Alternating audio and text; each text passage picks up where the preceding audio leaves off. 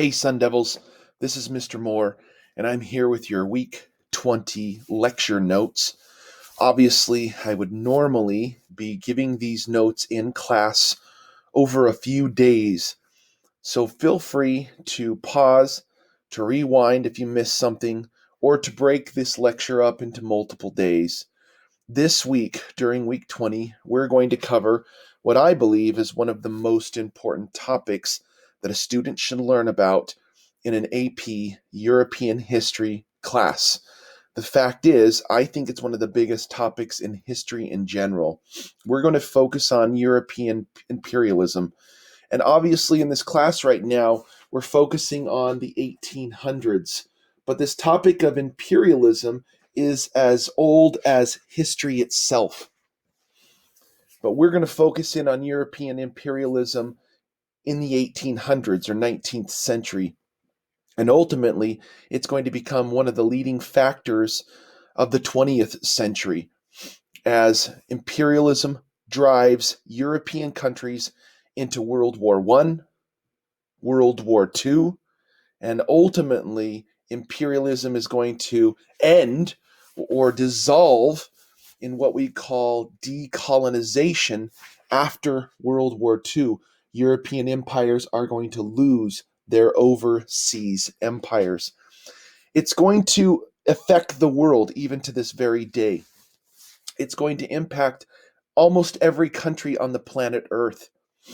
It's going to affect what their culture is, what their language is, how their governments function, what type of economic indicators they use. It's going to affect every piece of life. It is the transmission of culture.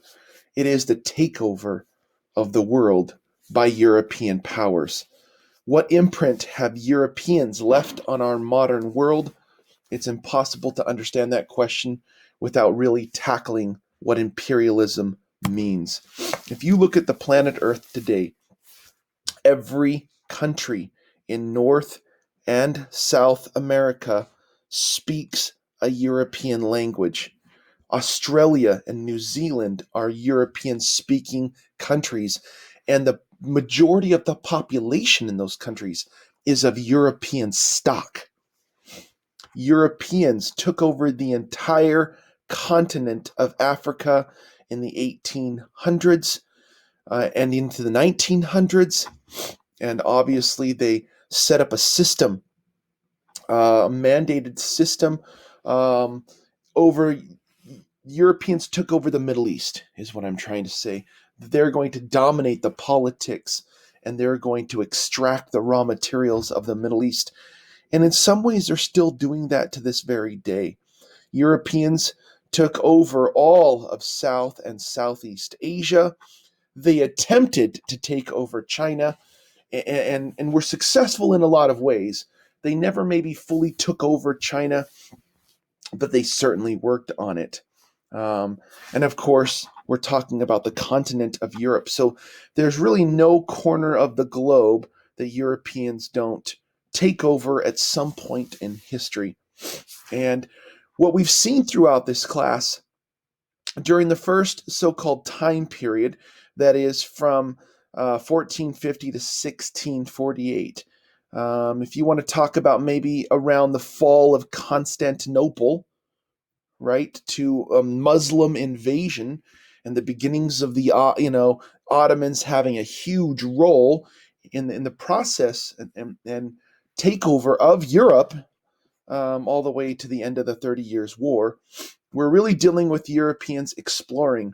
Remember, in 1492, Columbus sailed the ocean blue, and he landed in the islands of the Caribbean. And he thought maybe he was in these islands down here, right? The East Indies.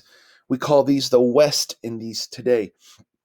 So really, during the first part of class, we talked about exploration. That is, Europeans going out and exploring the world. During this second time period, from the end of the 30 Years' War to Napoleon, we really talk more about colonization or colonialism. That is, Europeans setting up colonies in North America, setting up colonies in Central America and the Caribbean, setting up colonies in South America. They set up colonies or ports that they controlled in pieces of Africa. The Dutch even settled and set up colonies in South Africa. English, French, Dutch, Portuguese, setting up trading ports in what we call India today. The Dutch, setting up colonies in Indonesia, and of course, all trying to get access to the grand prize of everything, of course, was China, just because it's the world's biggest population and it has so many valuable commodities. What we're going to focus in then is what imperialism looks like. It's a step-by-step process.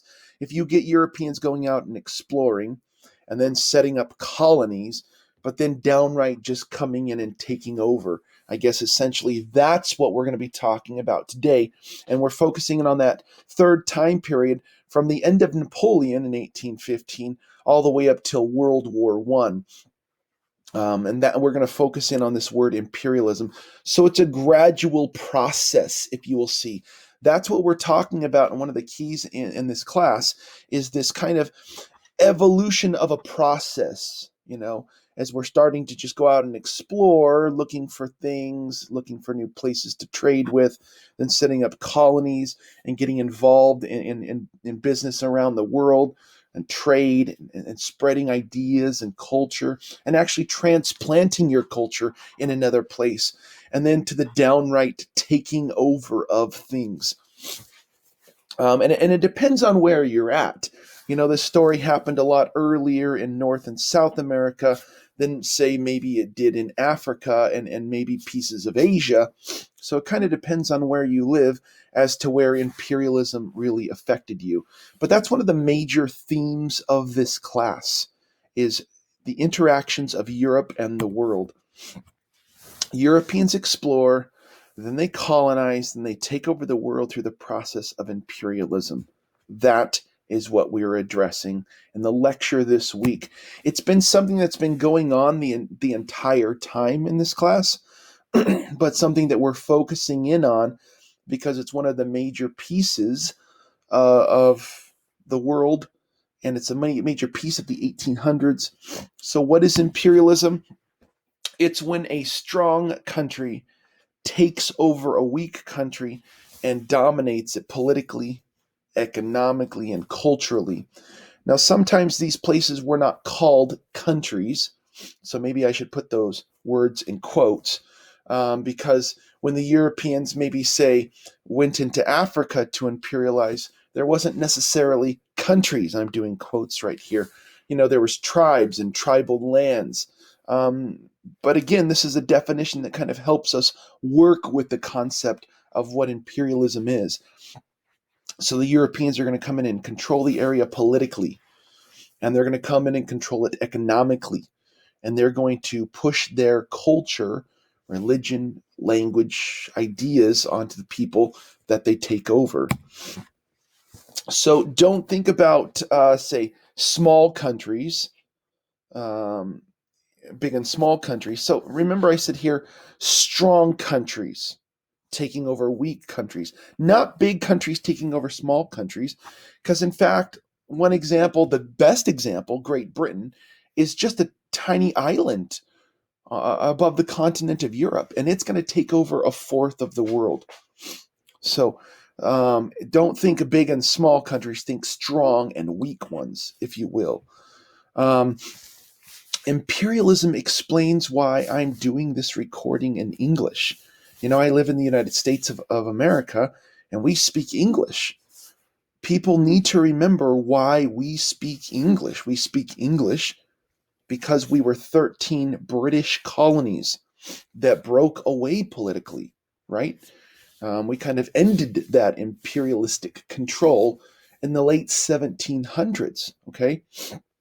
It's why they speak Spanish in Mexico. It's why the official language of Canada is English and French. It helps us understand who was involved. It's why they speak Portuguese in Brazil. So all of these things help us to understand, but it's deeper than just that. you can look at deeper imprints. If we looked at in 2021, when I'm recording this, it's the last few days of Donald Trump being president of the United States. Okay, and Joe Biden is the president elect. Donald Trump is the 45th president of the United States, and out of the 45 dudes, but it's actually 44 because Grover Cleveland served twice. But anyways, out of the 45 guys who have been president of the United States, only one of those guys has been a Catholic. All the other have been Protestant Christian. So sometimes we look at what religion dominates a country, like Protestant Christianity dominates in the United States. And so the political leaders kind of reflect that. The only Catholic president up to this point has been JFK. Now, the incoming president is of Catholic. Biden is Catholic. So this will only be the second Catholic president of the United States. So religion impacts, the United States is very Protestant. But if you cross the border into Mexico, because Spain was predominantly Catholic, almost everybody in Mexico is Catholic. And so there's a cultural imprint that's left. And that's just one example. There's so much more that kind of these Europeans have spread their culture and imprinted on the rest of the world. How much of the world has been impacted by imperialism? Everything. If we kind of look at this, if we go Spanish Empire, now this of course depends on what time period you're looking at, but the Spanish controlled almost all of North America and almost all of South America. And that's where you find the Spanish culture and language. Just looking at the names of mountains and the names of cities and the names of streets, so much of it is based on Spanish stuff across the southern United States. And of course, this southwest pocket, and obviously Mexico and Central America, you can see where Spain dominated. And we talked about, Latin American independence. So these countries broke away from Spanish control. But we have to remember what kind of an impact they left. Obviously, huge chunks of North America were also controlled by the British and the French. Okay? They had their pieces of the Caribbean and South America. But you can see in other parts of the world, the French are going to dominate Northwest Africa. They're going to dominate what they called French Indochina. We call Southeast Asia. But you can see the British put their finger in all the pie. They took over huge swaths of Africa. They're going to end up dominating South Asia. And of course, even today, like I've mentioned, the people of Australia and New Zealand today are predominantly of British, or European origins. When you find white people, let me be a little bit politically incorrect if I could. When you find white people that dominate Australia and New Zealand, those are transplanted Europeans. The original people of Australia, the Aborigines, or the Maori, these are island peoples, Polynesian-ish island people who dominated New Zealand before Europeans showed up. Those people weren't white. So the original peoples were people of color, these Aborigines or Maoris. But today, Australia and New Zealand is very much dominated by people of European descent. That's what white people are, if you will. And so you can kind of just take your eyeballs and kind of go around. Russia ends up taking over not just the European part where it started, but all the way across the continent of Asia. Russia is one of those countries that was both European and obviously Asian. So again, you can kind of see how many of these European countries had their fingers in the pies, controlling pieces of the world. And again, remember, it kind of depends on what time period we're in. During the 14 and 1500s, it was the Portuguese and Spanish. During the 1600s, the Dutch were kind of at the height of their power. And when we get into the 17 and 1800s, we see the British and the French really becoming the dominant key players. So how does imperialism work? Well, there's three reasons that countries pursue imperialistic policies. Number one is they're looking for territory, right? Territory is going to provide a source of land. It's going to provide, in essence, capital, land and capital, right? Land, labor, and capital. Well, those are all the pieces of economics. If you can control the actual land, then you can extract raw materials. If you control the people, then you can control labor. And if you can control that, then you're going to have capital. You're going to have new markets. And capitalism is going to drive things, right? You're controlling the means of production is one way of looking at it. So that's one of the main reasons why Europeans would be interested in this imperialism process. They're expanding their influence and they're getting access to raw materials and new markets to sell goods. So it drives their countries. And some of these countries kind of get addicted to taking over more territory. So territory is acquired to provide the mother country, right, with raw materials, natural resources, along with markets to sell their good. And the Industrial Revolution is going to feed the beast, right? It's going to drive, it's going to allow imperialism to expand like never before.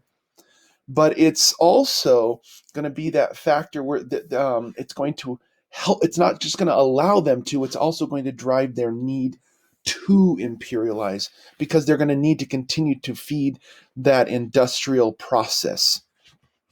Okay. There's also a third thing. This is more of an abstract ideological thing, nationalism. A nation's pride in spreading their ideas and their religion and their culture.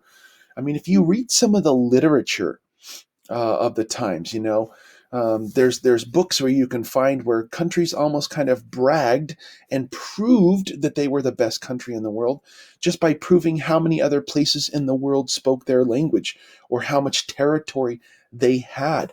Every country was getting involved in this, even the United States. The United States got involved in imperialism. What do I mean by that? I mean, think about it. We started as these 13 colonies, and then we expanded across the entire continent. We called it manifest destiny. We said that destiny herself, it was our God-given right to take over the entire continent. But we took it over from other people. There were other nations that existed. Sometimes we call them, Indian tribes, and where they still have reservations and maybe home territory today. But that's a takeover. And that's our pride. Our country has pride, nationalism. Our country, we celebrate from sea to shining sea, right?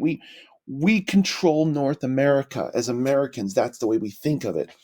But that came at an expense, right? We took that land from peoples. If you talk to the people of Hawaii, we went into Hawaii and kicked the Queen of Hawaii off of her throne and took and seized Hawaii as a territory of the United States. That was like an independent, nation. Hawaii was its own like country. I'm using air quotes because they necessarily wouldn't have called themselves a country, but they were their own people with their own language, and we took it over because we needed a place to refuel on our way to get access to Asian markets. Plus, we grew crops that were valuable that we could sell into markets.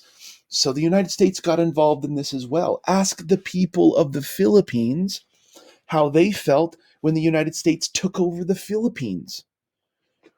The Philippines was a territory of the United States, just like Hawaii was a territory. And there was open rebellion in the Philippines against United States rule. So it's really interesting to me that even the United States is going to get involved in this imperialistic process. It's kind of hypocritical because we always like to think of ourselves as being liberators and defending, people's freedoms. But there are several times where we got involved in this process. We sent troops into Beijing during the Boxer Rebellion. and we've taken over pieces of our neighbors like Mexico. Where I live in California was once a part of Mexico until the Mexican American War, where the United States seized land. We took it from Mexico and then we paid them money so we could say it was a business transaction. So I'm not talking, I'm just kind of trying to point out, getting people to think in perspective of what I mean by imperialism. Because almost every country out there has been involved, either taking over or being taken over. Economics, of course, drive imperialism. When these strong countries took raw materials from weak countries and made stuff and then sent it back, um, you know, they made finished products and then sent it back and sold it to their territories. And there's also a transition in this economics. We're going from mercantilism to capitalism. That's a transition from the government controlling the trade to this more open market, hands off, laissez faire, free market kind of stuff. But still, economics are driving this expansion. Imperialists created racist ideologies to justify their actions. If you go into a place and you take it over and you enslave the people that live there, whether that's in the Caribbean or in South America or in the islands of the Pacific, or what was done to Aborigines in Australia, if you go in and take over a place, you have to come up with some kind of justification, thinking that your ideas or way is superior to those you're taking over. Otherwise, you can't sleep at night. And so I don't think it started off as a racist thing, but it definitely is going to be fed by racist ideologies. When Europeans go into Africa to try to civilize savages, I have air quotes going on here, because Europeans needed to justify them taking over Africa. In fact, there was even something called the white man's burden. Does this sound racist? Yes. Does this sound politically incorrect? Yes. But during the 1800s, this white man's burden was based on the idea that Europeans needed to bring civilization to those who didn't have it.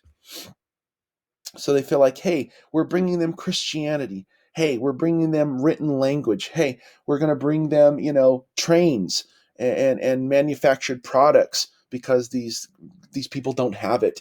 And it's obvious that our culture is superior to theirs. I mean, look at it. Look at one of these cathedrals that we've built in European cities, and then you look at these little mud huts and look at what we're wearing, this fancy manufactured clothing, and look at these savages. They're half naked. When you go into these African tribes and people are running around in just little tiny cloths, and they're half naked. They're almost animals. That was the ideology that was kind of driving some of this mentality. you know we like to we like to think that maybe we're a little bit more evolved socially now today, but I still think there's sometimes that ideology that if somehow I have better technology, if our civilization has better technology, then somehow our civilization is better than a more primitive one. There's been some like kind of reverse um, imperialistic ideas as of late, where sometimes people really love looking at these primitive cultures and seeing the beauty of them. Maybe looking at some of these Native American cultures and saying, maybe these people were happier than we are today. Just because we all have cell phones and cars and, you know, we have processed food, does that make us better? Does that make us happier? Do we have more fulfilled lives? So these are some of the questions that people have asked over time. The British are kind of seen as the ones who are like the best at imperializing. And if you look at this map, again, I'm going to show you lots of different maps. This is just one kind of showing how they've spread themselves over the globe. This tiny little island taking over the world. And they've influenced places beyond that. So remember that during the 14 and 1500s, it was Portugal and Spain. So remember, we're going from exploration to colonization to imperialism. That's something I've said, I think, 3 times already. Remember, Portugal and Spain were really the dominant powers during the 14 and 1500s. The Dutch Golden Age is really the 1600s, when Amsterdam is like the financial capital of Europe, and the Dutch are really at their high point. And then, of course, the 17 and 1800s, we see the British and the French becoming the dominant key players. That's old imperialism, right? It was all about God, gold, and glory. I talked about that earlier in this year. But by the end of the 1800s, there was, and here's some quotes, new imperialism. It changed the game as new players emerged. So the United Kingdom becomes the dominant power. By the end of the 1800s and into the 1900s, they are a key player. There's a little quote that the sun never set on the British Empire because they owned so many pieces around the globe that somewhere it was always daytime, in the British Empire. By the time of the 1800s and into the 1900s, France was a close second. They were a competitor. Remember, they kind of got their ego hurt in the 1870s when a brand new upstart country, Germany, dominates them in the Franco-Prussian War. And they were kind of seen as a key player, as a rival to the British. And then to be beat by an upstart brand new country, Germany, that's going to create friction between France and Germany, and that friction is going to become World War I and ultimately World War II. So this French-German tension is going to lead to some catastrophic warfare. So France was in it. Now, Russia, of course, is another key player in this new imperialism. Russia is one of the biggest empires out there, but it's all connected.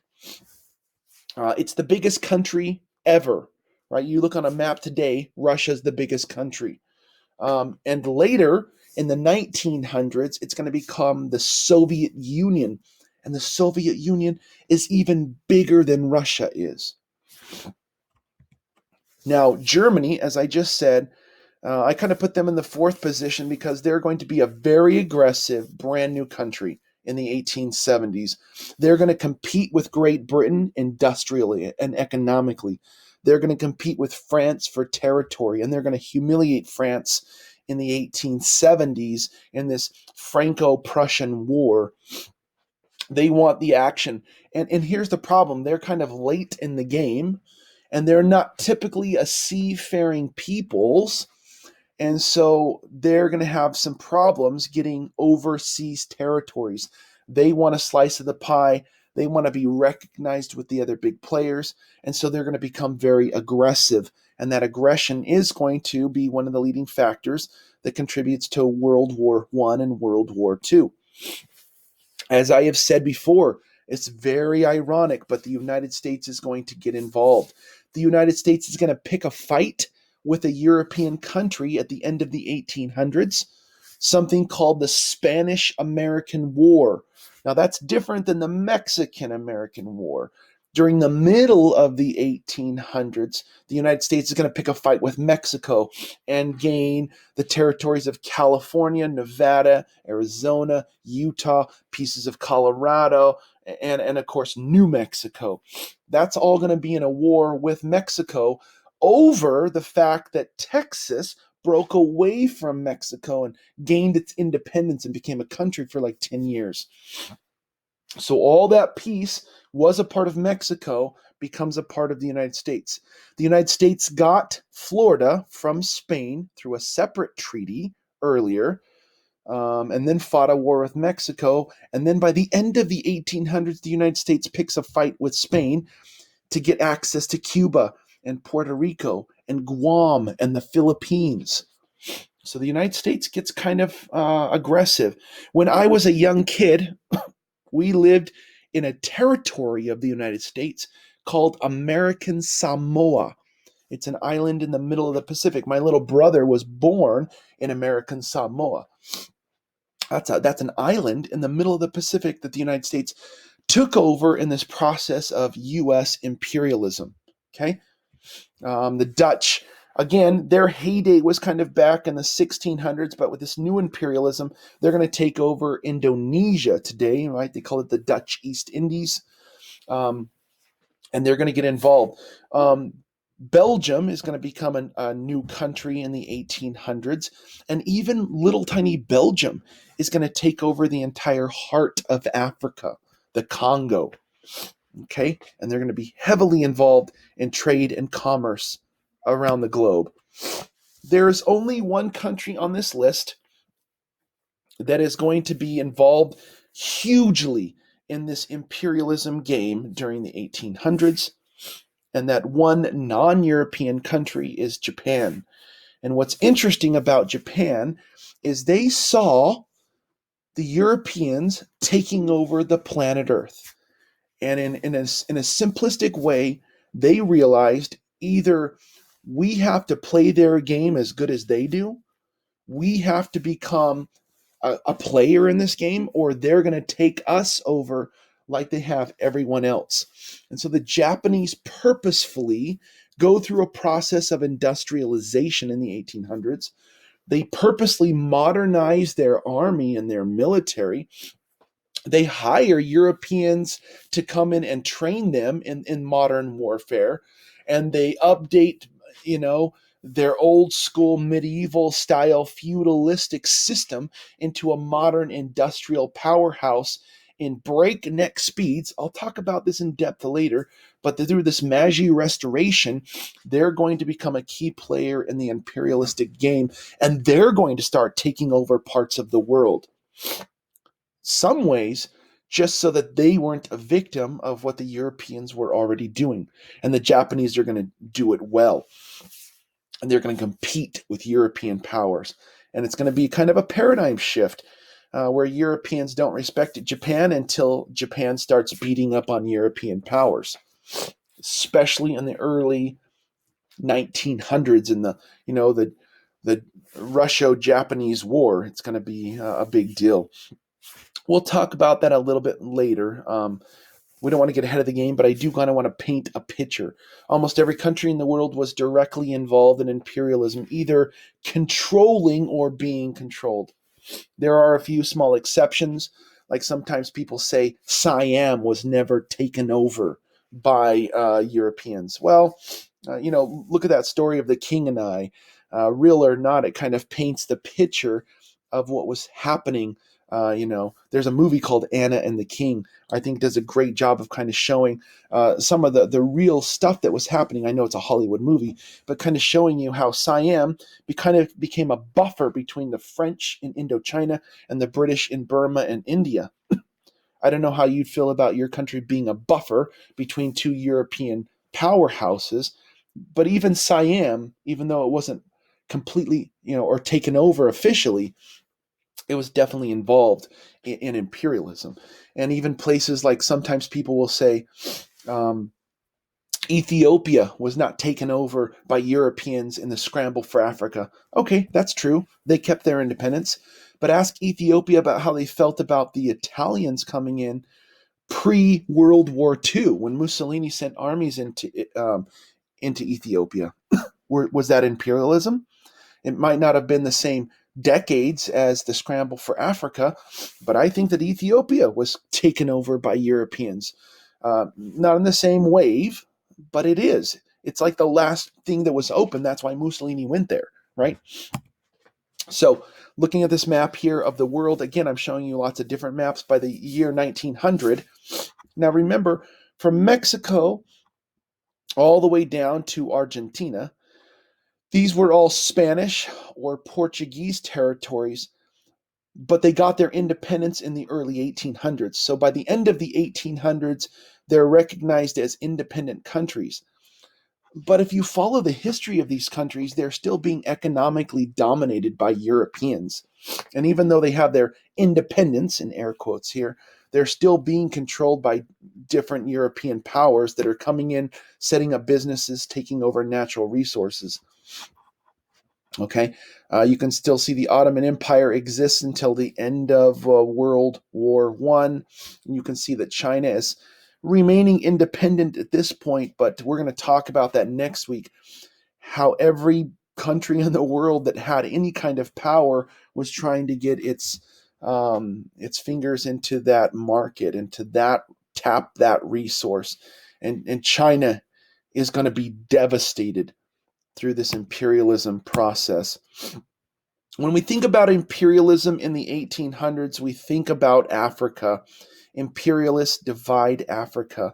Europeans were exploiting Africa for centuries before the 1800s. I mean, the slave trade out of Africa was being tapped in the 1400s and completely exploited during the 15 and 1600s. And even though by the early 1800s, we had stopped the transatlantic slave trade. Slavery doesn't end in places like the United States until the 1860s. So that's the time period we're talking about.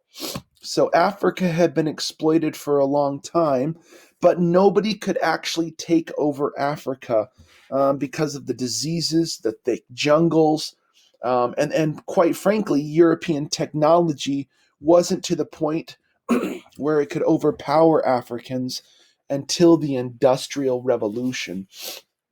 So by the late 1800s, Europeans began to carve up the continent of Africa in what people call the scramble for Africa.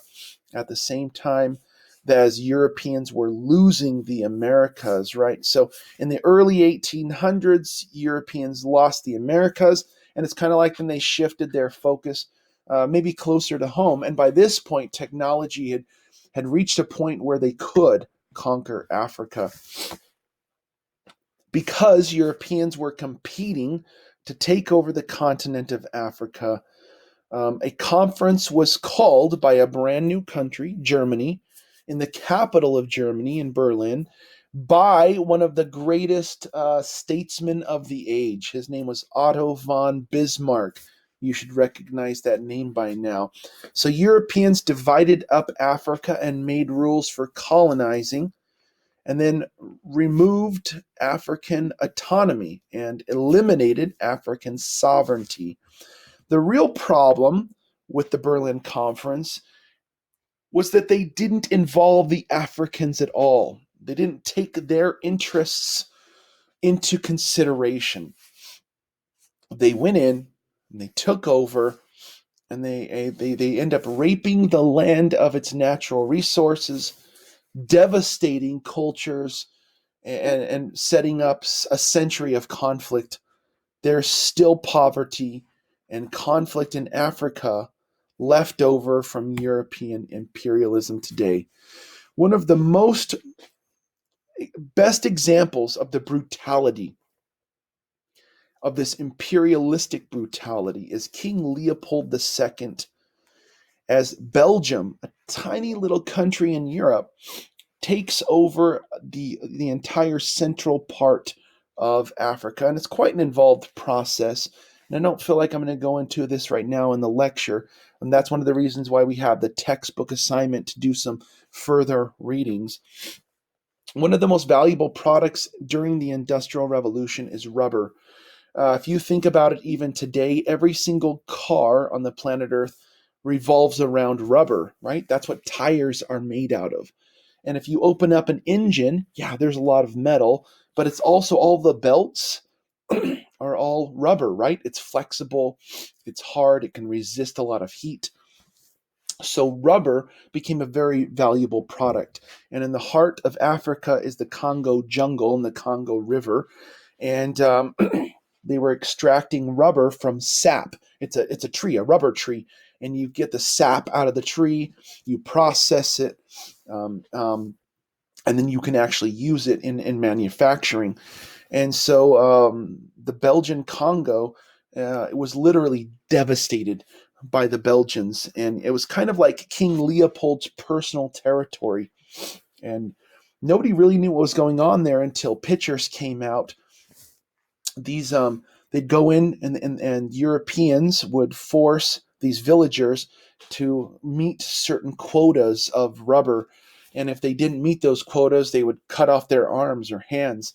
And I've seen photographs of just hands and feet as they would, punish the locals for not meeting their quota on the rubber sap. It's estimated, and here's where it gets tricky. We don't have exact numbers, But most, scholars believe it's not exaggerating to say that there was probably 10 million Congolese, people from the Congo, who were killed during this imperialistic time period in the 1800s. 10 million. Now, I want to pause for a minute because when people think about bad guys in history, generally at the top of that list is Hitler. And I'm not, obviously, Hitler deserves to be on that list of bad guys. I get that. But sometimes I think we're ignorant of other people that should be on that list. People that we should be more aware of, or situations that we should be more aware of. And that's kind of, I feel like, one of my purposes as your teacher. Hitler is generally seen as one of the worst people in history because he's responsible for the Holocaust, where 6 million Jews died. That's a number we like to throw out. 6 million Jews were killed in the Holocaust. I just told you that King Leopold maybe he's responsible for 10 million people being killed in the Congo. Now, that's not try to make Hitler look better. I would never do that. Hitler's horrific. He's a horrible person. But there's other people out there who've done some horrific things, and I think we should just try to see what's really happening out there in the world. Stalin killed millions of people. Mao Zedong killed millions of people.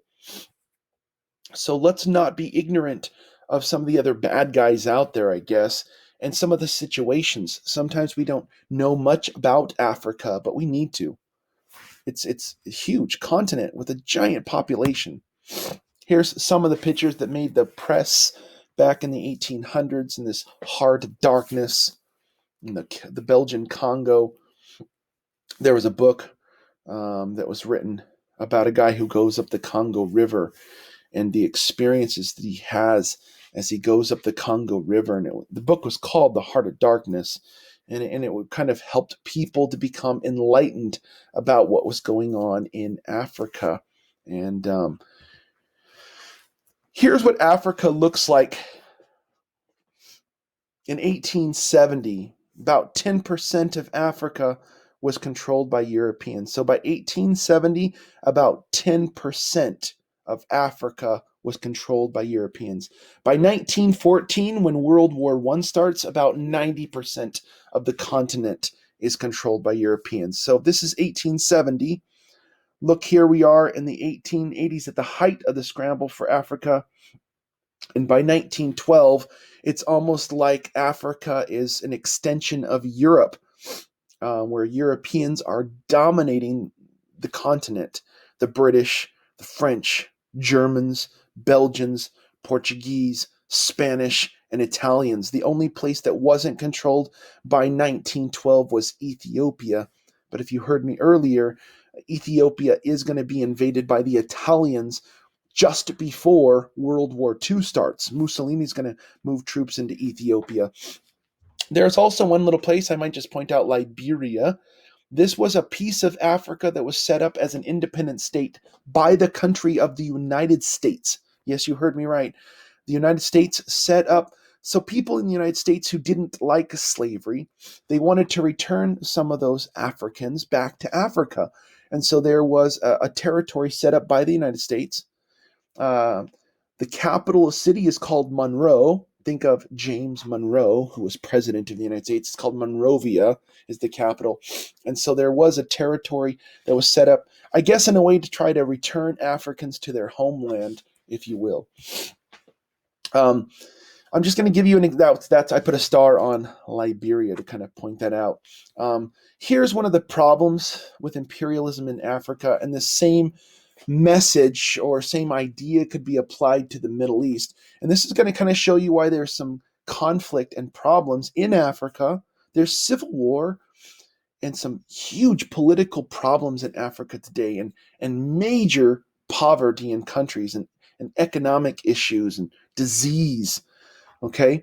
And there's military conflict throughout the Middle East, and we can trace the roots of those problems to imperialism. So let's take a look at West Africa. You can see the countries and how they're diced up. Let's look at this right here. Imagine a tribe lives right here. Okay, we're just going to imagine a tribe lives right here. If a tribe lives right here, but the French come in and set up a country called Côte d'Ivoire, or the Ivory Coast, they've sliced off part of the tribe. If the British come in and set up a place called the Gold Coast, or Ghana today, you've split a tribe in between two political countries controlled by different European powers. And if the Germans want to come in and set up, their place Togo, or the French in Benin, or however it's going to work out, these are just examples. You've taken one tribe and spliced it into different political countries, thus disuniting old tribal boundaries. When Europeans came in, they didn't take into consideration tribal boundaries. What if there's an enemy tribe right next door? Now, in this country, modern day country of Nigeria, and again, I'm just kind of setting up an example. You would have to dig into the history of each country to see what literally happened in each country, but this is an example. Now, what if this tribe and this tribe here hated each other historically and fought? And now you've put part of one tribe in the country of Nigeria, but you've given the majority of the territory in this modern day country of Nigeria to the enemy tribe, and these guys have a majority. So these people become picked on, and these people become the dominant power. Now, I'm just trying to teach you a principle here and not necessarily say that's exactly what happened in this part. But if you look at, say, at the history of Rwanda, the Hutu and the Tutsi, those are real tribes, right? You'd kind of understand exactly what I'm talking about. And again, the same thing could be applied to the Middle East, right? Where we've taken, like, say, the Kurdish people. There's no country, Kurdistan, but maybe there should be. Those people, the Kurds, live in parts of modern day Turkey and parts of Syria and northern Iraq, and they don't really have their own territory because the Europeans diced up the old Ottoman Empire after World War I. Another look at partitioning Africa from the 1880s up to World War I, and you can see how Europeans diced up the continent of Africa. Does imperialism still affect Africa today? Yes. Think about blood diamonds, or they're sometimes called conflict diamonds, or the civil wars that are happening. Sudan just broke in half. While I've been a teacher, it's been a brand new country that's been added to the map. There was one Sudan, now there's two Sudans. There's been genocide, like I just pointed out, in Rwanda, but maybe also in Sudan. And there's just disease and problems, and I believe we can trace it easily back to what's going on during this scramble for Africa. Okay? And one of the guys who was involved big time was Cecil Rhodes.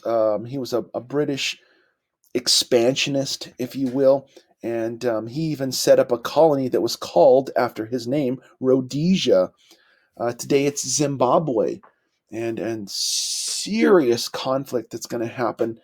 Not too much in the past. I'm talking like 1960s and 1970s. When I was born, some of these African countries were just getting their independence. So, one of the examples of imperialism in Africa can be found in the Boer Wars. And this is where Europeans fight to control South Africa. So, just a brief history of South Africa. The Dutch East India Company set up permanent colonies in southern Africa by the 1600s. This is just a couple decades after the Mayflower. This is when we're setting up the 13 colonies in North America. The Dutch are setting up colonies in South Africa. And the Dutch word for farmer is a Boer. So when I say the Boer Wars, you could think of the Dutch farmers. They're trying to keep control of the territory they've taken over. Okay, they settled the area, and soon they outnumbered the local African tribes like the Zulu. And so they do have conflict. Now, I'm going to try to compare this to the original 13 colonies. Remember, when we set up colonies in North America, we had conflict with Indians, right? Air quotes, Native Americans, or American Indians. So when we were setting up colonies in North America and having conflict with the natives there, the Dutch were setting up colonies in South Africa, and they were having conflict with the tribes there. The Zulu is just one example of some of the tribes. The white Dutch settlers called themselves Afrikaners, and they established a country called the Orange Free State. Orange is kind of like the color of the Dutch. Remember William of Orange? Like, well, way back in the 1600s, right? So orange is kind of like the official color of the Dutch. I guess we'd like them here at Apple Valley High School. Here's something that's interesting. There are people in Africa, Southern Africa, that are white people, and they call themselves Africans, Afrikaners. They speak a language, Afrikaners. It's actually Dutch. They lived there for so many hundreds of years that they actually think of themselves as Africans, even though their ancestors came from Europe. That's not any different than people in the United States. White people in the United States think of themselves as Americans. They call themselves Americans, even though their ancestors came from Europe, because we've lived here for so many hundreds of years. My ancestors came from Europe. Anybody who's a white person, their ancestors came from Europe. Okay, so the story of South Africa can be very much mirrored like what happened in the United States. Gold is discovered, and so the British want to get involved in South Africa because gold is discovered. The problem is the Dutch already control the area, and this leads to war. And so there are two Boer Wars. They kind of revolve around this scramble for Africa time. And it gets pretty brutal. The Boer Wars are very brutal. Remember, this is Europeans fighting other Europeans in Africa for control of that part of Africa. Again, they're not including the Africans in this process. It's like they came in and took over, and then now they're fighting over the territory. The British win, and the British take over. So if you go to South Africa today, one of the dominant languages is English, but there's still a lot of people who speak Afrikaners. It's Dutch. It's a derivative of Dutch because over several centuries, it's going to mutate a little bit, just like English in the United States is definitely different than English in Great Britain. Okay, the Union of South Africa was formed in 1910. Today, on the continent of Africa, South Africa is the most technologically advanced and the most stable politically and economically successful country in Africa. And it was driven by Europeans. And now, it was like about the time that I graduated from high school when the first black man became president of South Africa, Nelson Mandela, and we'll talk about him in a later, topic. But it's interesting how in South Africa they had segregation, just like we did in the southern United States.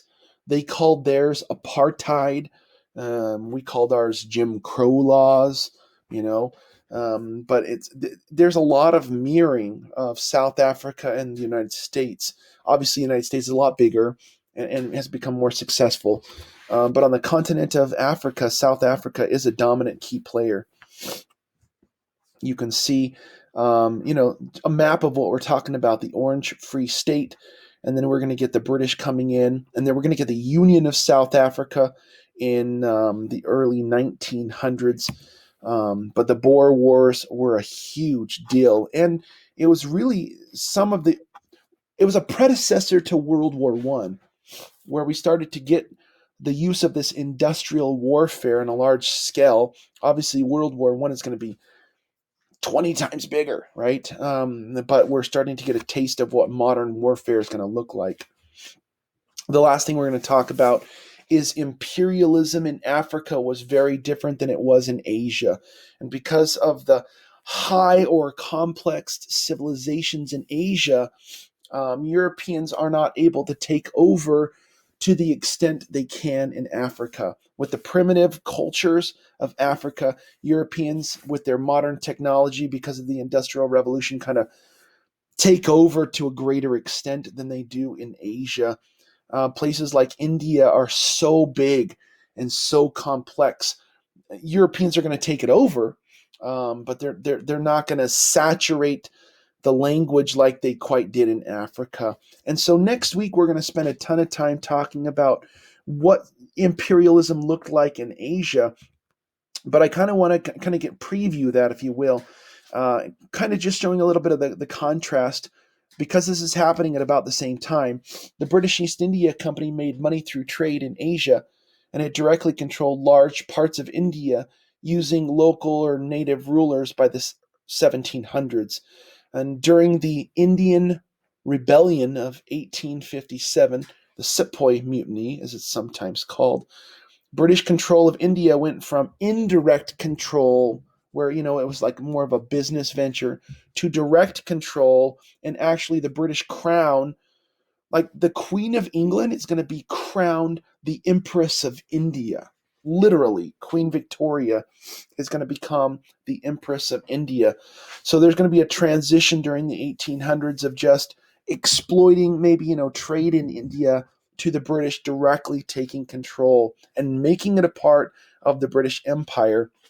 And the British officially controlled India from 1858 up until 1947, after World War II.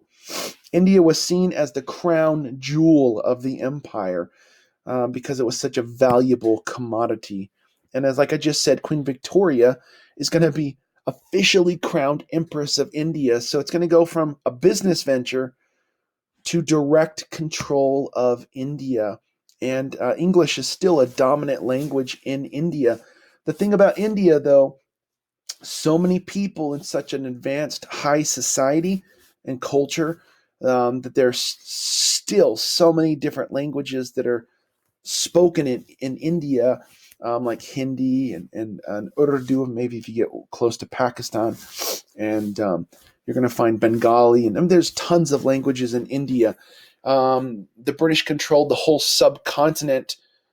People call it the subcontinent because the highest mountains in the world kind of keep it separate from the rest of the continent, which includes the modern day countries of Pakistan, India, Bangladesh, and huge influence over Nepal.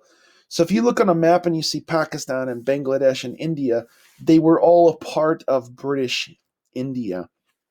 The Indian National Congress started, right after the Queen becomes the Empress of India. The local people of India, both Muslims and Hindus, form their own leagues. The Muslims called theirs the Muslim League. The Hindus called theirs the Indian National Congress, and they tried to stop British control. They didn't want the Europeans to control their country, and they tried to use political means. And eventually, there's going to be a lot of conflict militarily. They're going to push for independence. That's something we're going to have to deal with in a later topic because we're going to deal with that after World War II. But I kind of want to preview that and kind of give you a sense of what we're talking about. Now, this gives you a little map. And again, maybe a little preview of where we're going. We're going to focus on imperialism in Asia. So the British take over in India and Burma, and remember that includes Pakistan and Bangladesh. The French are going to control Indochina. Thailand, which was called Siam, is going to remain independent, but it's a buffer between the two powerhouses. The British are going to control Malaysia. The Dutch, the Dutch East Indies. And of course, the British controlled Australia, which is going to become a sort of independent country, slowly evolving to where now it's still a part of the British system, but it has its own independence. But still, they have connections to Great Britain. And if you look at this, the end of colonization, look at when these places are getting their independence, it's all after World War II. And we'll talk about decolonization in Africa. I mean, some of these places are getting their independence in the 1970s, especially in Africa. And this is the year I was born, so some of these places are, 1999. That's after I graduated from high school, right? So interesting. At the end of my notes, I always have some great videos that will reiterate or expand on topics that I've talked about, there's AP European Bit by Bit. There's always some, Tom Ritchie videos, and of course, there's the great ones that are the crash course videos that are very professionally done and teach the history. Thanks for being here. We're going to continue the topic of imperialism in a lot of ways next week in week 21 as we get into what happened in China is what we're really going to focus on because it's such a key player in the world today. Thanks for being here. Hope you learned, and we'll talk to you next week.